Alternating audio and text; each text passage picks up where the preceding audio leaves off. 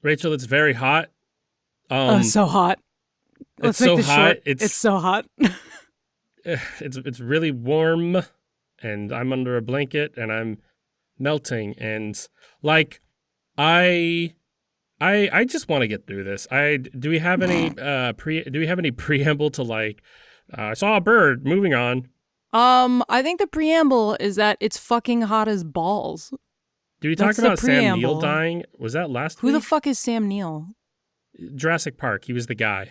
No, we did not talk about this. Wait, was he like the guy, the Jurassic Park guy that like made the park? John Jurassic Park. Yes. John Jurassic. Oh my god! You know what thought I had? It's actually funny. The character's name is John. That's funny. It's like John. I forget. Yeah, it's like John Hammond or some shit like that. Yeah, I was thinking like John Hamm, but I'm like, no, that's an actual actor. Yeah, no, it's something close to that. Sam Neill is also the guy from Event Horizon and Waterworld. He has a pretty big career. I will say that I am visiting my grandparents, which means that I go golfing with my grandpa, and we were driving. He was golf carting me back to his house. And I saw like multiple, older people come over the hill in golf carts. And in my brain, I heard the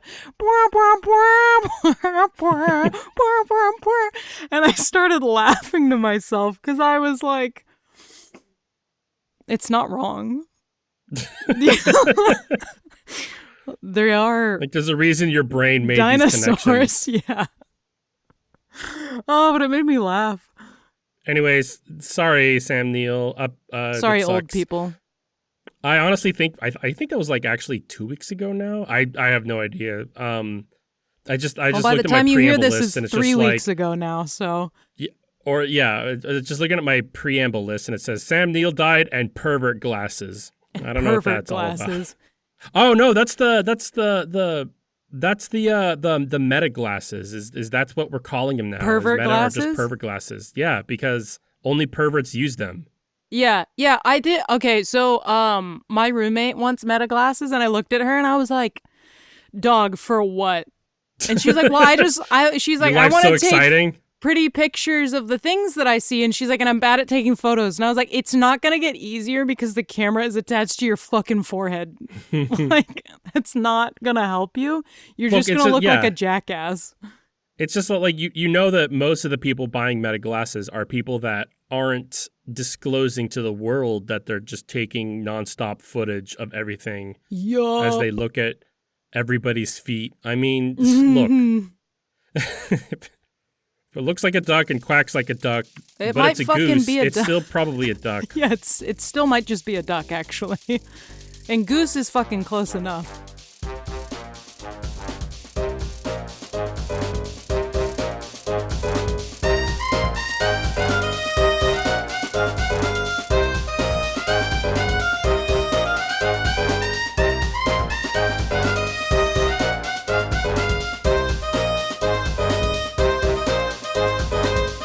Welcome to We Have That Podcast at Home, the only podcast collectively wearing the thong of destiny, and I mean collectively. I'm on brand Gamage. And I'm on brand Rachel, and there's a thong really far up my ass. Each week we play Russian roulette with our success and spin a wheel to find out the genre of next week's podcast. We haven't done that for a couple weeks because instead of doing that, we're doing is it 9 layers of hell? However many layers of hell Dante went through, that's how many fucking Transformers movies we are watching, and it is fucking horrendous. Ironically, it's actually 9 floors of hell, even though there's 7 sins and each floor has a sin, but there's like 2 extra something. But there are 7 Transformer movies, so there's something there. Yeah, I think. No, the connection is alive, mostly because they both suck. So this week we're on Transformers 4, Age of Extinction, and this is, without a doubt, the worst Transformers movie I've ever seen in my life. Holy crap. It's so bad for so many reasons. First off, budget of $210 million. Oh my God. Box office was $1.105 billion. Are you fucking kidding me? This movie made $1 billion? Rachel. What a fucking honey trap. And it's like not even a well-laid honey trap. Jesus Christ. This isn't just the worst Transformers movie I've ever seen. This might be the worst movie I've ever seen ever in context of how successful it was. Like, It made $1 billion with a B. B. B. Did you see its Rotten Tomatoes score? Yeah, not good. But this $1 billion, an achievement that we don't see that often on this podcast regarding movies, especially the ones I thoroughly enjoyed, because I know it's not easy, but the fact that there's an exclusive club out there for movies that hit $1 billion and this fucking tool is in attendance is a phenomenon that will sour my every waking moment. I will need drugs to move past this. This is essentially if I left a bag of dog shit on your porch on fire and you handed me $1 billion in exchange as you stamped it out with your nicest loafers. Like, that's the exchange rate that you got with this film. And if you somehow didn't watch this movie and you're like, I'll just listen to these guys talk about it. Like, I need you to know, this isn't hating the movie because it's popular and successful. This isn't like, oh, I don't like Avatar, Twilight because those are like, those have a level of quality and care. Yeah, they have a merit to them. This movie, this Transformers 4 Age of Extinction made 10 times as much as Madam Web, and I struggle to argue how this movie is better than Madam Web. The data would state that this movie is 10 times better than Madam Web, but the rating scores are about the same. Yeah. Well, and objectively, I think this movie might be maybe not 10 times worse, but significantly worse than Madam Web. Because Madam Web, I don't think it matters. I didn't enjoy, but this movie was like bordering on intolerable. I had my grandma, because I'm visiting them, so I was like, do you want to watch the last hour of this terrible fucking film with me the other day? And we watched it, and 2 seconds in, she was like, the cinematography in this is fucking terrible. I was like, yes. Oh, good. Yes. I respect your grandmother. I'm glad that you watched 2 minutes of this film and you went, wow, it is indeed awful. And then we got done with it, and she was like, I'm glad I didn't watch the whole thing with you. And I was like, me too. Because I'm glad I saved part of your existence to not be this. Like, imagine watching Madam Web, and then as it finishes, you watch all the credits, and then go, wow, let's do that for another hour, because that's what this movie is. Because like I stopped, I'm watching this movie, and I'm like, Jesus Christ, and like I stopped the movie. It's the longest one that we have watched so far, and it is the worst one. It is the worst. Fucking, I hope to God the rest of them get slightly better, because this was terrible. This is absolutely like we had mixed feelings about the last two, but this one we're pretty solidly in agreement for. Ugh. Like, I hated how I was watching this movie and I got to like quote unquote the climax, and then I'm like ugh, and then I paused the movie and it's like you have an hour left, and I'm like, there's no fucking way. I shit you not, I did the same thing where I was like, oh, okay, cool, like this is where this one's gonna end, the next arc is gonna be the next film, and then I did the same thing where I paused and I was like, there is literally a fucking hour and a half left. Are you fucking kidding me?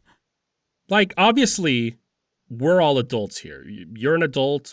Brittany's an adult. Last I checked, we can recognize and agree that box office reports do not reflect quality or critical review reception. No, but usually, if a movie does so goddamn well in the box office, even if I don't like it, I can understand. I can sympathize with the audience that did, and I do not get it from this one.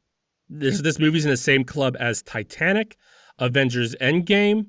I mean, there's a lot of movies on there that I was like, I did a quick search because I'm like, there's no fucking way. What movies made $1 billion? And I was like scrolling through them, and like, I saw Minions and Fast and the Furious, and I'm like, I don't like those, but I bet there's that they earned it. But like, this is like, bro.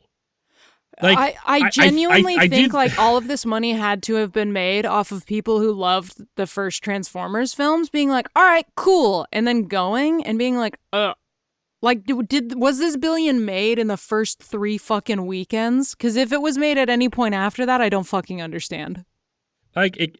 Like I know that there's that phenomenon of like, we hate this movie, so we're gonna go watch it and make fun of it. Like, that's what happened with Morbius. By the way, it was hilarious how we made fun of it after it left theaters, and then Sony's just like, see, it's popular, and brought it back, and nobody watched it. Hilarious. Yeah. But like, I don't think this is that kind of movie where like, let's go watch it and make fun of how bad it is in theaters. Like, you have to plan 3 hours out of your fucking day. Yeah, well, and the thing is, like, there's a type of film. I'm gonna give you an example. Toxic Avenger is a terrible film. It's bad enough the that original you're or the like remake? The original. It's bad enough that you're like, yes, let's share this. This is funny. Like, this is fun bad. This movie's not fun bad. It's just bad. Like, of course, like, we've watched a lot of bad movies on this show where, like, we play it up. Like, we watched Troll 2, and it's bad, and, like, we're having fun with it. Like, this is bad, and I suffered, but I'm able to joke about it with you. I'm dreading doing this episode. I've been dreading all week because I'm like, ugh, I don't want to talk about it. There's an amount of me that's like, how do we make this as quick as fucking possible? But also there's so much horrendous crap to discuss that I'm like, we're going to be here for so long. But I do think that there's a threshold where the bad scaling is negligible, and it doesn't matter how much better or worse like this is from Madam Web. I think one turd in a septic tank is not somehow better than the turd next to it. I think that this is just as bad, if not worse, than Madam Web. Yeah. I stand by that. No, I think that is a good way to put it. Of just there's a point where it stops mattering. This movie suffers from so many things. It's another case of overtuning the complaints of the previous films. Like, we talked about that in the last movie, but like they overtuned it again to the point where they just wrapped back ridiculous. Around and brought back a lot of the issues that I had at the first. Like, I'll get into the details after the summary. Let's get into it, because then we're gonna need to rip this apart. Yeah. Do you want me to? Do you have your budget and casting? Any more additions? I mean, casting, they've got different people now, and it doesn't really matter. They've got some very famous people again, and it doesn't matter, because it's just bad. They got some mega famous people, and like... Ow, fuck. I just punched the stand. You just punch yourself in the face, because you're like reminding yourself you got to get through this. Yeah, I'm trying to psych myself up. All right. So it's been 5 years since the events of the last movie, and the government is anti-Transformer now. The government's also openly letting us...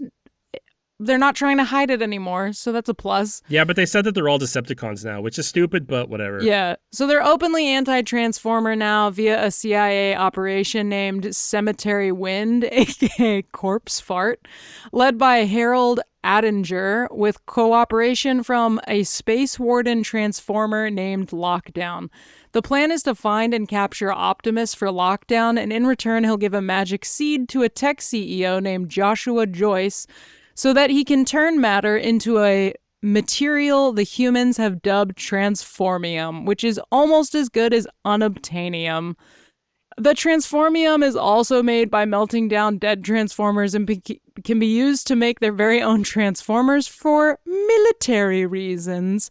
Meanwhile, Cade Yeager is a single father and quote-unquote inventor with mortgage issues and a daughter trying to go to college. He stumbles on Optimus Prime, who is in some sort of coma, I guess, and it prompts his business partner, played by gross T.J. Miller, to really exercise his acting chops and play a slimeball who calls the CIA to come be dicks at their house.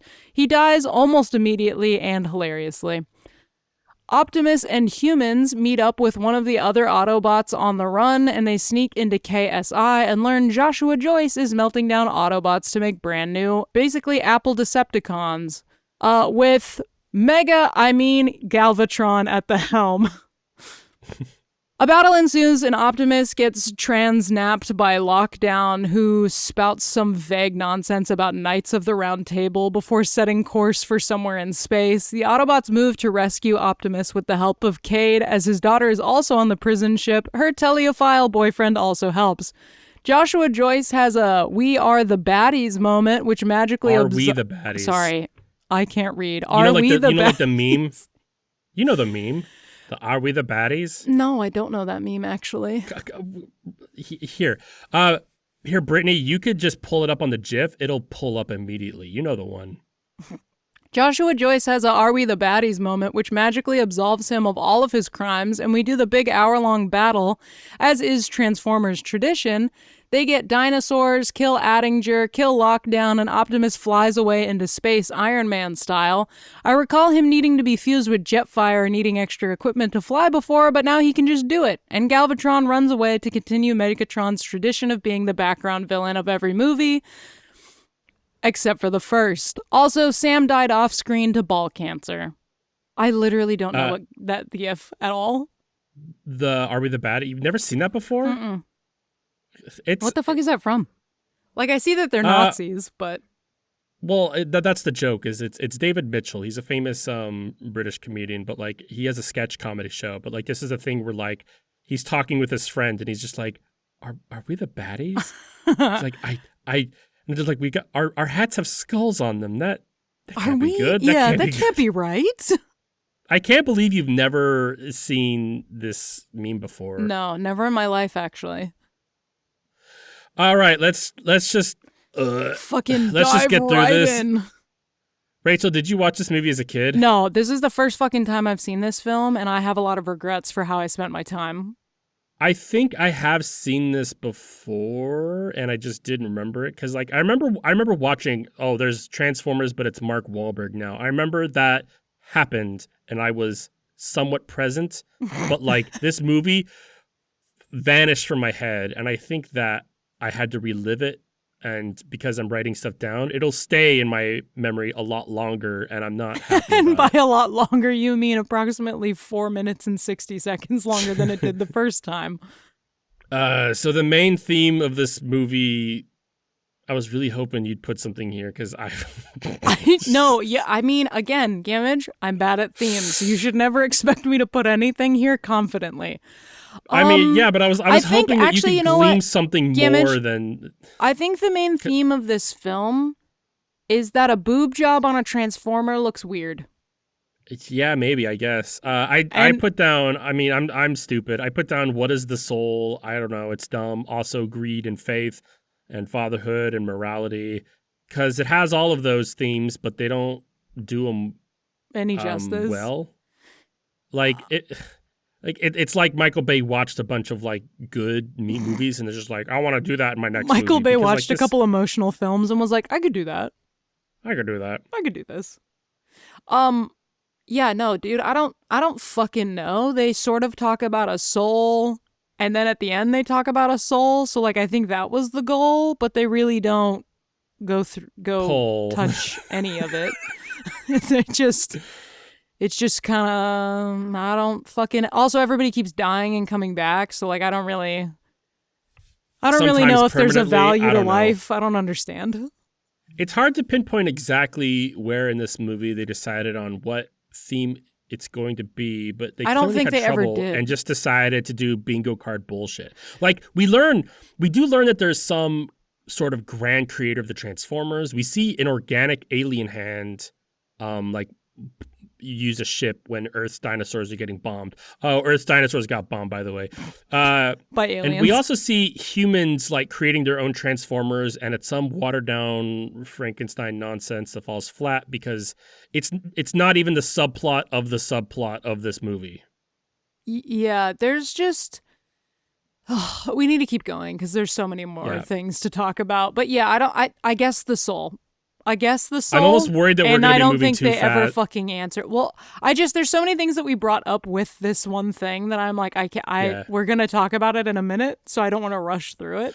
I mean, maybe, I don't know. We're like, let's rush through this, but then I'm looking, it's like, it's only 20 minutes. I really hope we pad this out, but I think I'm okay. I want to get through it fast, but I also want to like make it not be a 40-minute long episode. Or maybe I do. I don't care. Let's talk about how the characters are designed, including how they move and sound. Okay, so I love that you like needed to say the rest of it. So here's my thing. Pretty much the second Optimus transformed into his humanoid shape, what the fuck is up with his redesign? Because it truly looks like he's got crazy, like, it looks like he's wearing a bikini. Like, he has boobs. He's got some thick fucking pecs.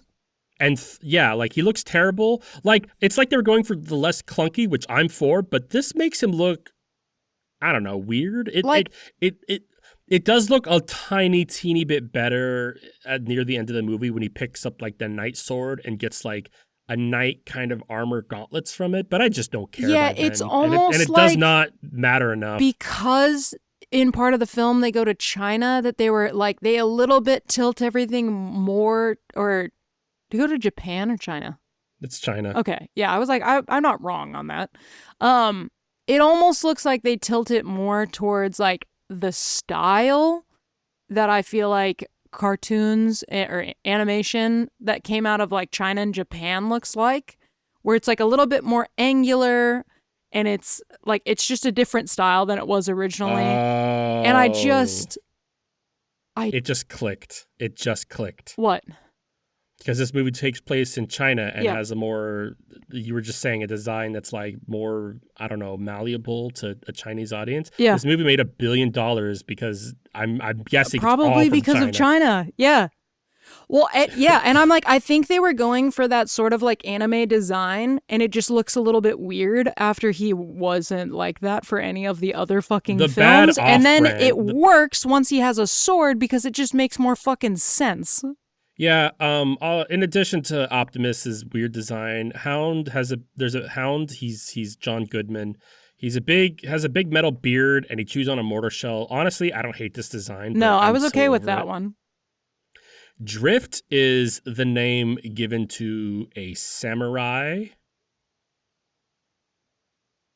like Tokyo Drift. Get it? Yep. Yeah, I was going to say, did you notice that the racism snuck back in with this film? Snuck back in? It bust the door. It fucking jumped in like the Kool-Aid Man. What are you talking Kool-Aid about? Man, it's way back in. I was about to say that. Oh. He has an accent. He says a haiku. It's so bad. It is so fucking bad.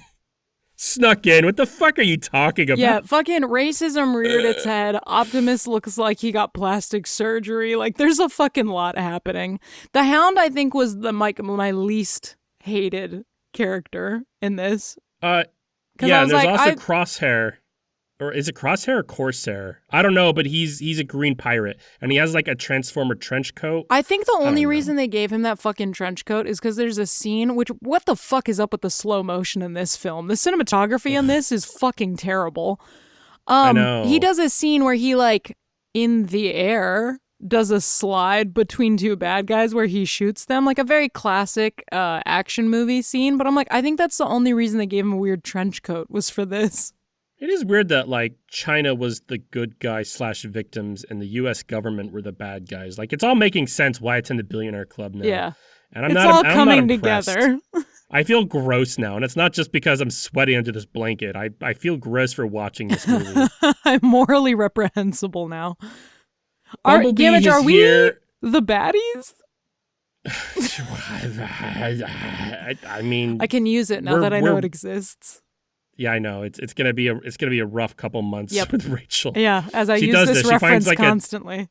She finds a 20-year-old meme and just runs with it, and then I have to edit in the podcast editor to like put a laugh track in for me to make it seem authentic. But like, I think you guys know. A Bumblebee is here. He's the same. There's also an evil Bumblebee who's red and. I don't know. Okay, and then also Bumblebee still kind of can't talk, but sort of can. Yeah. The evil Bumblebee, who's red, also doesn't talk. I don't know. But there's also Galvatron. I both hate and like how Galvatron looks. Like, it's supposed to look like a Transformer made by Apple. We already made that joke. But it falls short and kind of just looks like kind of menacing, and it makes it look goofy. But I think that's also kind of the point. But I also hate that Galvatron's in this movie in general. And I'll talk about that later. Okay. Yeah, I thought Galvatron was okay. I didn't totally... How did you feel... Okay, how did you feel about the design of the Dinobots, or whatever the fuck they're called? The Beastosaurs. The Dinobots... I will only say one thing, because I do want to talk about Dinobots later, but I do think the Dinobots all look fucking good. They all look good. It's really... unfortunate they're in this movie. I'll talk about that later, but they did look good, but they are looking the way tight. In which they were presented in this film was not worthy of their style. But also, there's also Lockdown, who's Yeah. the evil What if warden transformer. He looks kind of basic, but I kind of like it. I think it works for like the mercenary I prison think warden guy that they're yeah, going I for. think it was fine, and I thought the way that they did his head turning into a giant fucking sniper rifle thing was neato. I think my biggest beef with this film is they gave all of the all of the Cybertron fucking dudes just like a human faces. Yeah, it's Like they they stopped being definitely doubled down on mechanical. like the Optimus lips. Yeah, Like Bumblebee still has like a robot I think they face. tripled down on Optimus lips. Quadruple down. Yeah, because it's like everybody has fucking lips and eyebrows and a human face. And I'm like, weirdly enough, that's not how a lot of them were in the first one, huh? It's aptly timed how Fact Checker just posted the GIF from the movie where Optimus says, "Well, the rules have just changed," and it's like, yeah, Yeah. that feels right. Yeah, with his bikini I mean, it feels bra. wrong, but let's talk about a major point in this movie is Transformium is in this movie. It's so dumb. It's so lazy. Michael Bay clearly watched Avatar and really vibed with like the anti-consumer message and made up sci-fi metal because one of the many subplots of this movie is melting down Autobots and using their Transformium to make new Transformers. Which I'm gonna a little bit jump ahead to another point we have, that this movie is a whole lot of revisionism of the previous three films all the fuck over again. This isn't just like you're like I put down revisionism, and it's beyond just what happened in the last movies. It's all of history. Yeah, fully and completely. It sucks to like be in the Transformers movies because then you realize, oh, humans have achieved nothing on their own. Yeah, like absolutely fuck all. We're here by happenstance too. Every one of these movies loves to just rewrite all of history. All technology came from Megatron. There was the moon landing. The Decepticons are feeding information to CEOs, and that's what like kind of led to why it's expensive to go to space. I did kind of like that in the last movie. Yeah, though. that was kind of like fun. A nice little thing. Because it's like, why are the Transformers just able to just fly around space whenever? And then you find out, oh, it's because like we have like a bunch of CEOs and stuff like kind of just drive the prices up. So yeah, it really used like an actual actual possibility within the economy to exploit like a genuine blind spot was created. Yeah, and what this movie did is this movie introduced the notion that the dinosaurs died out because of Transformers. The dinosaurs were all turned into metal so that they could be melted down to make Optimus's fucking thighs. Like, what's next? What's next? And what I loved about it is in the previous films, we got like a version of like the first time they came to Earth, which apparently is no longer the first time they came to Earth. We got a version of heaven, which is apparently like not real because some organic life thing created them, which then created more of them. And then which undermines that whole thing. So who knows? And then we completely revised every time one of them dies, and we're like, oh, this is how they die, and this is the process, and like this is how you bring them back to life, or this is how new ones are made. Nope. That's all bullshit. You can just move the fucking metal around because it's called Transformium now, and that's how it works. Yep. Cool. Yep. Like, glad we watched all of those previous films so that we had an understanding of the universe.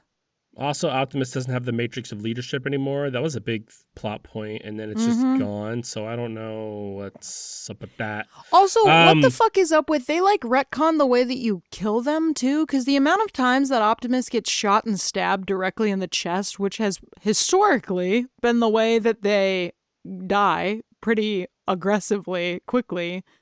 And he was like, "Nah, I'm good. I'm just gonna pull that sword out." So Transformers normally have a spark that's like in them, and like they could be batted around all they want, but like so long as the spark is fine, they could theoretically be put into another body or something.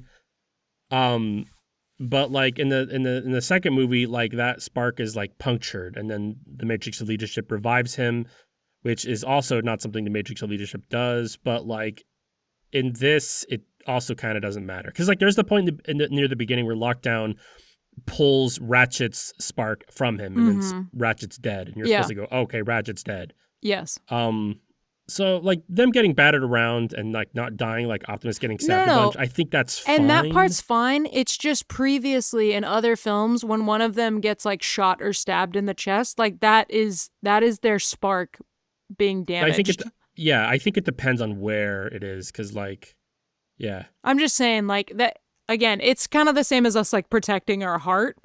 And it's yeah, just like you're watching Optimus get stabbed in the heart and he's like, "No, I'm good now." Even though in the previous like films I was dead. honestly, they probably could have done a better way of explaining it, because Just have him get stabbed this somewhere movie's the full of, fuck else. Anywhere. because this movie, yeah, like because this movie has, and I guess I'm gonna get to that point, but like this movie has just a whole bunch of exposition, but the wrong kind of exposition. Like, of course, show don't tell, and I understand that sometimes you could use exposition correctly, but this is not that. Like, if they did exposition, like honestly, I hated like that's the matrix of leadership. It's the only thing that could revive them. But like, at least now as an audience member, I could go, oh, okay, well. Yeah. They explained. I can't get mad that they didn't explain something because they did it. But this movie does exposition wrong. They don't explain the things that need explaining, but then they'll like have every character monologue themselves. Every actor has to explain the Endlessly. scene, which is bad, but then it gets paired with in your face visual storytelling that would have been fine on its own. Like there's that scene where they're getting chased in the cars and like one of the guys is like, take out your guns and shoot them. And then villains proceed to shoot at the heroes. And then TJ Miller says, they're shooting at us. And I've never felt so insulted as a movie watcher in my Yeah. life. Yeah, it's Like, just fucking dumb, man. My biggest thing in this movie that I wanted to talk about is that this movie should have just been 2 movies.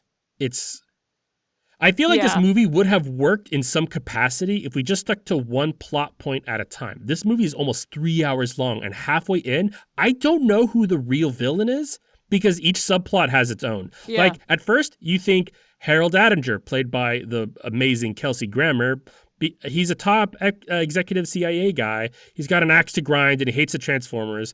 But then, oh no, you learn he's working with Lockdown, who's some alien warden transformer. Yeah, you're like villain who's number like working 2. with somebody Got it. else, and you're like, oh, maybe him. But Attinger seems more in control of the situation politically.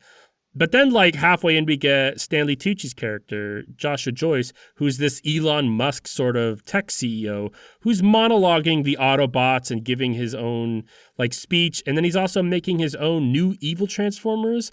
And we see him ordering around the CIA guy. He's like fucking telling Kelsey Grammer, like, you do this. But then, is it actually Galvatron? Because Joshua Joyce has Megatron's head and is trying to design his own Optimus from it, which is stupid as fuck in its own right. Mm-hmm. But lo and behold, it was all Megatron's plan to be remade from the Super Transformer, to be made into the Super Transformer Galvatron, even though we just talked about the spark being in the chest, not the head, whatever. Apparently, as stated in this movie, verbatim, Megatron infected Galvatron with his quote-unquote evil, nasty chromosomes.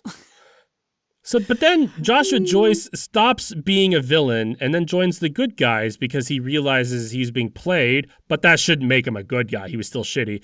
And then Galvatron also just kind of runs away. So we're back to CIA and Lockdown being the bad guys by the end. It's a fucking mess. Yeah, like it's there's no like there is obviously a linear chronological course of events that is happening, but there You is can no say that. That is all that there is to be said because there is You could no say the hungry little consistency. caterpillar has chronology to it too, but like, But it's nonsense. It's fucking nonsense. like by the time Optimus gets captured and they're on this prison ship trying to escape before heading off into space, I'm like, oh, here's the climax. And then I pause and there's still an hour to go. Yeah. This is the point that teases Optimus is some sort of knight belonging to an ancient order that isn't really touched up upon. Which also, but what the fuck, adding in the like Knights of the fucking Round Table to Transformers lore. Okay, so I feel like that was a last minute decision because I think it plays into the next movie because the next one is called like The Last Night or some shit, right? Yeah, that would make sense. Now, I can't say that this is a bad thing because this is how you create a multi-film setup and a payoff. But time will Yes. tell if this sucked or not. Next week, I'll We'll have an more opinion. information. The part that got me is like I don't really have I love like Knights of the Round Table. That's totally fine. Me too. Yeah. Like that's if you want to shoehorn that in, that is fine. You know they're about to revise King Arthur and all that. It was actually Optimus and the Prime Knights really and just shit. Like these guys. I can't wait. His first name is Sir Lancelot. You're like, oh my fucking Christ.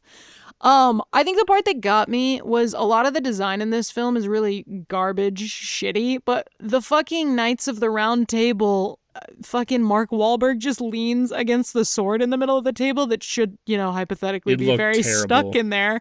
And it's just like a casual switch that opens up a weapons Rachel, wall, and you're like, what? Don't Just have the little teaser of the table and the weapons wall. You didn't need all this extra weird shit. We don't know if that's the round table. I mean, it could be assumed, but like we don't know. It's actually just a diorama. That was my school project. Why are you touching it? But I also want to know why that's even there on this prison ship. That's a great fucking question. Okay, let's talk about the camera angles in this movie because they're really bad. Like, I don't remember there being the Michael Bay pan around, like the spin. Like, it's in every movie, but I don't think it was in this. But we got something else, which is like a lot of camera shots on the ground looking up at actors. Yes. Which are bad. But then you get good. like Mark Wahlberg looking towards the ground going, Optimus, no. And it's like, he's not down there, homie. Yeah, bud. There was also ants. Not necessarily camera angles, but camera shots. The amount of fucking slow motion in this film, I'm like, I don't know if we have had slow motion in any of the previous films because it didn't stick in my brain so wholly as it did with this. But it was just like they were too long, they weren't interesting, and it happened way too fucking often. I'm like, the reason this movie's 2 hours and 45 minutes and all the other ones were 2 hours and 30 minutes is because you slowed down so many fucking scenes that it added 15 fucking minutes to this film, and I would almost venture to bet money that is true. Yeah. Because good lord, less fucking slow motion. Also, this is not remotely related to camera angles, but the actress of the daughter actress is fucking awful. I have no idea who that is, but she's terrible. She looks like the style at the time. There were a lot of teenage girls who like looked exactly like that. So I was looking at her and I was like, why do I recognize you? Because you're a terrible actress. So I'm like, why are you in my brain? And I looked her up. She is in the movie that shall not be named, original Avatar. And she's Really? Katara. Yeah, and I was like, this is why I know who you are, is because I watched 15 minutes of that film, and so you're fucking needled into my brain somewhere in the fucking bossing say, we do not talk about this version of Avatar. If you told me, If this movie came out before the last Airbender movie and you said, oh, they got the girl from Transformers to be Katara, I would have shat myself right then and there. Oh, fuck. Yeah, no, she is Katara. Let that sink in for you. I'm done sinking. I'm now sinking myself. The dialogue is atrocious. I don't really have much to say. It's shitty. It's shitty one-liners. They also the way that they did. My face is the warrant. Ugh, the way that they did the literal voices of the Autobots is so much less fucking powerful. I'm like, they're these giant robots, dude. Like they used to be loud and commanding, and now they're like, hey, how's it going? I'm like, that's just Peter Cullen. Like you're not adding anything to this. Also, next point is that lens flares are back with a vengeance. Oh, yeah. Yeah, that's again, we don't even necessarily need to talk about that much. It's just, it's back and it's awful, and I hate it. It's almost like Michael Bay watched the last one when it came out and was like, oh, fuck, I forgot. And then... yeah, he's like, oh, shit. We haven't... He woke up... Damn it. He's like a server that forgot ranch. He woke up in the middle of the night and was like, there was no lens flare in the last one. Yes, and it was better that way. All right, now to talk about the Grimlock in the room. Dinobots are in this movie, and they are wasted. Tell me more, Gamage. I know you have feelings. Jesus. Rachel. This movie is supposed to be the one with the Dinobots. It's called Age of Extinction. They've got Grimlock on the cover, like his face is up there on the cover. But I don't know why, because they're reduced to like the last 10, maybe 20 minutes with no buildup outside of the marketing for this movie. We see the Dinobots in the trailers, and then the movie begins. We see dinosaurs being transformerized. Transformiumed. And then we barely see a glimpse of them on the prison ship upside down. And then all of a sudden, bam, here's the Dinobots. Aren't they cool? Well, they sure are. They're really cool. But there's no setup, no explanation. It's a payoff from nothing. It doesn't feel deserved, and it makes their presence kind of shallow. Yeah. And then not only do we never learn their names, but they don't even have lines. Like, I love how, like, in the original, Grimlock would, like, spoke like a big muscle dumb guy, and I love that.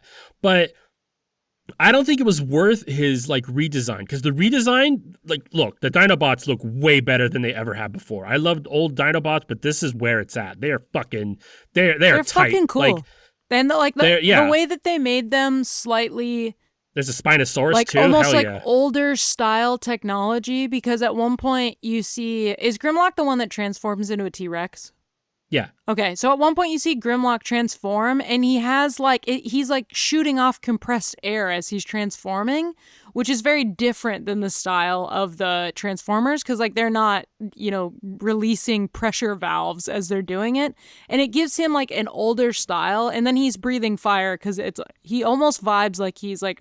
running on coal power or like a steam-powered engine. And I'm like, he's just like, he's cool. Again, though, the transforming sucks. I hate the transforming in these movies. They were fine for like a second, but like when Optimus first transforms, it's exhausting. It takes like fucking 10 seconds, but his whole body turns around and upside down before his face comes out of his ass. It's messy. I hate it. Yeah, it's fucking terrible. For a reveal for Grimlock, sure, especially because we're never gonna see them again. Like, it's like literally Optimus just goes, "You're free, goodbye," and they wander off into the horizon. It's a waste. And the Dinobots are so cool, like, and it's just so wasted. Like, I was kind of looking forward to this because I didn't remember this movie at all. I'm like, oh, but Grimlock looks fucking epic. And yeah, and no, I mean he does, but for 10 minutes. It was also there's like. It's just wasted. Like, it's a fucking waste of your time. They're really fucking neato. It felt kind of like the fight that happens it reminded me of the fucking King Kong movie where he fights the dinosaur.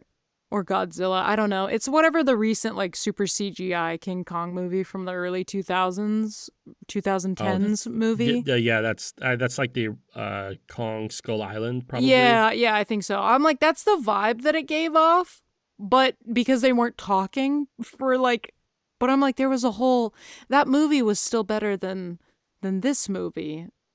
That's not hard, Rachel. I know. I was just like, ugh, like you have such a cool thing here, and you wasted it because you filled the rest of this movie up with other people talking when it could have been these guys. Honestly, like, we'll get it by the end, but like, I just want a Transformers movie that's just about the Transformers. I don't care about fucking Cade Yeager. Yeah, humans being pissy back and forth assholes. We know. We're there. Yeah, by the way, Cade Yeager is a stupid character. Like, I get that Sam's not here anymore, and I honestly couldn't care. I already forgot. But, like, Cade doesn't make sense. Like, I think he should have just been a mechanic. He doesn't make... Why is he an inventor? He doesn't make sense as nothing. A fucking inventor at all. He could have just been a struggling junkyard mechanic that found a truck and then hijinks ensues. It would have made way more fucking sense. But then they're like, I bet that was in the original script. And then they're like, oh, but he's got to, like, know how to do all these electronic things for specific scenes. And he needs to be wacky and zany. And it's like, well, dog, he can just be a fucking mechanic that figures out machines quickly. Like, you don't need all this other dumb shit. Yeah. And then also, who was wasted in this movie was Galvatron. And I mentioned in the last episode, which is funny, is that when Megatron died, I'm like, he'll just get revived into Galvatron, which is exactly what happened. Yeah, 100% I laughed. The second But they it was made done in Galvatron, and they were like, why does he keep turning out like Megatron? And I was like, and here we go. all right. And it's happening. But Galvatron in this movie was done in such a stupid way, and I hated it. And it was, again, a waste in this movie. Original Galvatron wasn't man-made. He was, like, recreated by Unicron. And as I said before, he just kind of walks away in the last act. Like, he had no presence in this movie. He just kind of shows up and, like... didn't do shit. He, like, destroyed a couple cars on the freeway and then was like, all right, I'm out. I'm good. Also, they're doing, like, a nanobot thing, which, like... A big complaint I see in like the Marvel movies is that like we love the earlier movies where like Iron Man is more mechanical, and then we feel like it kind of got away from us when it turned to nanomachines, and that's this movie. Yeah, 100%.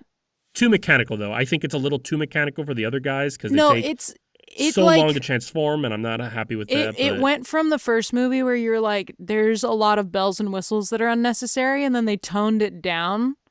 And then they were like, let's ramp it way the fuck back up. Where it's like, let's give them an ass. Well, and this again reminds me of an anime where like when a character or a beard charges up, it's like we're gonna get a whole 6-minute scene of this before you are like the charged up version of yourself. Yeah. Yeah. Next thing to talk about. Oh, here. Yeah. Maybe we should just probably drop the Romeo and Juliet laws thing. What the fuck is up with Michael Bay and needing like the main character's girlfriend to be, or just like needing the main girl character, I guess, to be like this useless, helpless, because they've gotten worse over time. And technically not younger, but it was like, oh, we got too far into adulthood. We need her to be 17 again while people still make lewd, weird fucking comments. Because you were too old for the lewd, weird comments in the last two films, so we need to redo this. Sure, yes. She fails the Bechdel test, surely. This is one of the worst female characters ever written, if you even want to call it that. I don't think just putting her name down in scenes counts as writing the character. But I think that is like not... I can't look past it, but like I almost can't even like acknowledge it because of the bigger elephant in the room, which is that like we could have just made the girl and her boyfriend the same age. Yeah. We didn't need to do a whole laminated card scene where he's just like pulling up like the Romeo and Juliet laws. What's going on in Michael Bay's house? That's what I mean. Where this is the hill to die on. But like, look, never, ever, ever, ever trust anyone who memorizes a penal code. Unless it's like a lawyer or a cop. The only time I should be hearing a penal code is in court. Yeah. Like it should never be heard by a Red Bull stunt driver who's trying to date my teen daughter. Like no. Well, sir, why are you 28 and my daughter's 17? I don't understand what's happening here. Yeah, but this is what I mean. Like Michael Bay, what the fuck? You were like, look, she was 17 in the first film and we grew up too much. So now I need you to be 17 again so people can make weird, lewd comments and it's weird again. Because that's what I like. It's weird. Like, it's like, this didn't need to be here. Like, why? It was so wildly unnecessary. They didn't even need to bring up age how many at all. Men? That's what I'm saying is like, because he could have just been the same age because like the whole thing was like, you're not allowed to date anybody. It had nothing to do with age. It's just like, you can't date in this household. Young people can be good at driving too. He didn't need to be 20-something. But it's the very fact that they had to like age him up. So like now it's a weird stance. It's a hill to die on, Michael. You created this hill to die on. Disgusting hill to die on. Are you only surrounded by yes men who are like, oh, that sounds like a good idea? Not one person is just like, hold up. Maybe let's not do this. Did you fire them? Like you were you were like, this has to be in the movie. I cannot make this movie without this. It's weird. It's weird. It's weird. It's extremely fucking weird. There's like not a whole lot else to talk about. Every Asian knows kung fu. I wanted to talk. Oh yeah, that. Again, there's a random guy in Kool-Aid. There's a random guy in an elevator in China who just like drops a CIA agent with martial arts and then just walks away about his day, and it's just like chilling. Like I cool. looked away for a second on my phone, and then I'm like, oh wait, who's this guy? Is he a secret agent? No, he's just elevator man B. He's just a guy who bought some food and is heading home. That is all. It's TJ Miller was in this movie. He's Ugh. the guy still sucks. Yeah. Narratively his death is stupid, but there's something satisfying and hilarious about seeing him blow up into like a big metal corpse. Yeah. I laughed out loud when this scene popped up, and like I think it was the last glimmer of fun I had in this movie before Your suffering. last glimmer of hope dying. It wasn't hope. It was like you've worked like dead end jobs where there was no more managers, and you clock into work and you're like, this place is fucking drowning, and I'm kind of here just to watch it. Yes. That's what happened. Yeah. Last point is I'll say Linkin Park isn't in this movie at all, but now Imagine Dragons is. And it made me realize that, like, that's kind of Imagine Dragons just filled the void that Linkin Park left behind. I know. I was just better thinking or for that. worse. Yeah. I think it's for worse, to be honest. Yeah, I mean, I don't hate Linkin Park. I don't really like them either. Like, look, I don't hate Imagine I listened to them when I was younger, but I still think they're a worse replacement. I definitely don't like Imagine Dragons. Like, I could definitely say, like, I can name a couple Linkin Park songs, and I'm like, no, that's pretty good. I don't think I'll ever go out of my way to listen to them again. I think I think the second I put on either Meteora or Hybrid Theories, as I think it was what the album was called. But if I put either of them on, 30 seconds in, I'm gonna be like, no, I need to change this, dog. Look, I think I liked one Imagine Dragons song, and then they put out a whole album, and I was like, and I'm gonna pass on all of that. When Radioactive came on, it was the shit. Like, I'm like, oh, this song's cool, and I like the music video. And then by like the 20th time my roommate played it, I was pretty over it. Yeah. And I have not liked them since. Let's talk about music, Rachel. Gamage, what have you been listening to this week besides Linkin Park and Imagine Dragons?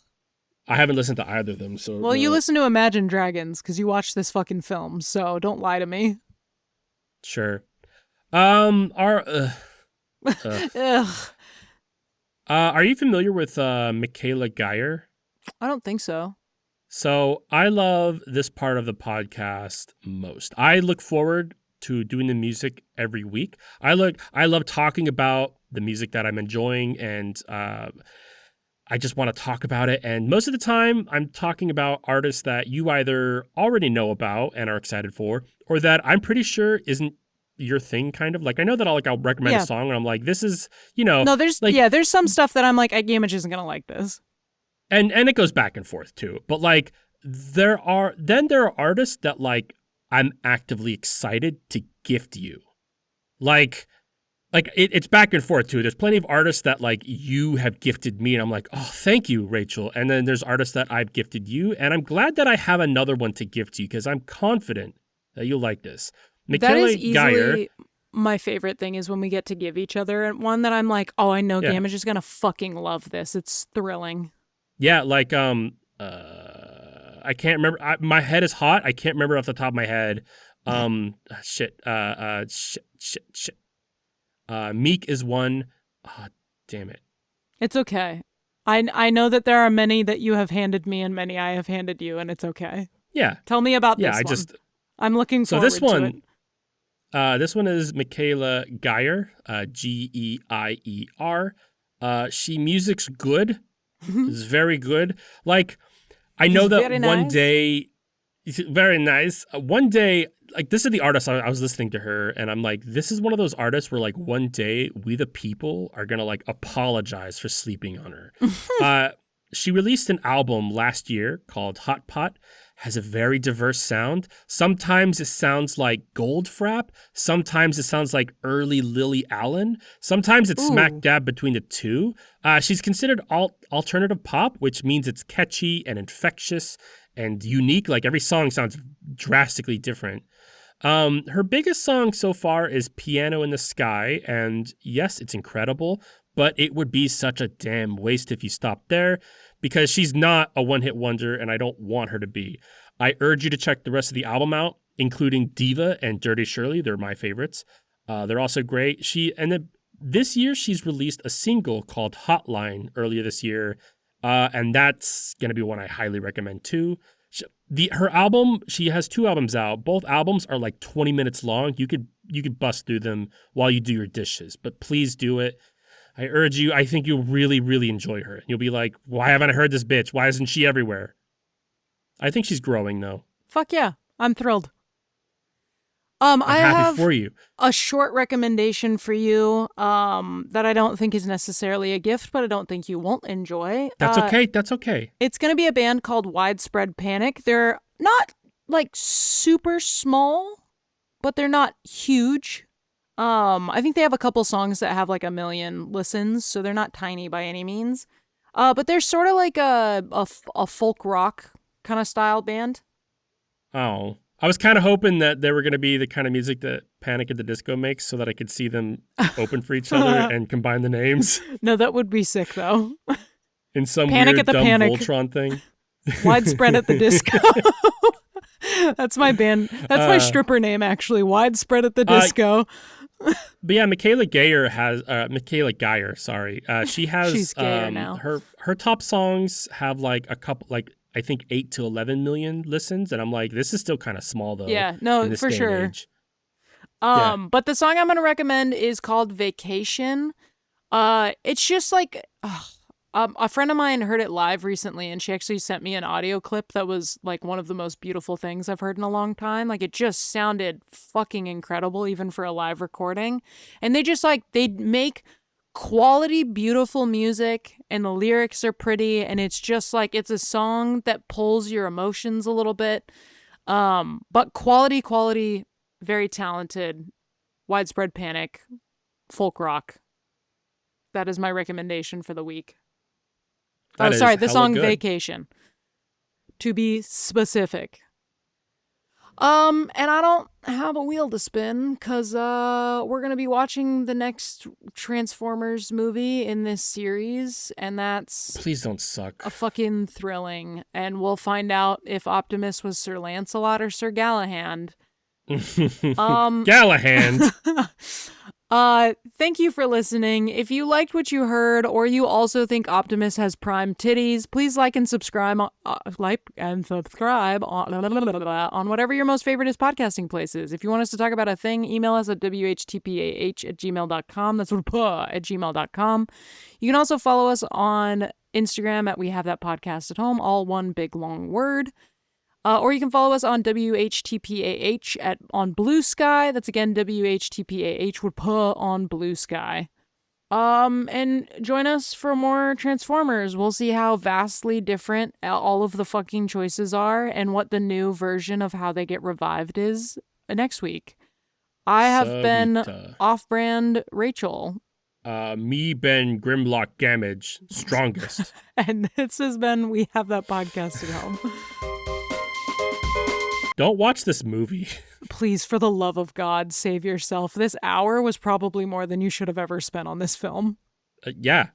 Go, run faster away from this movie.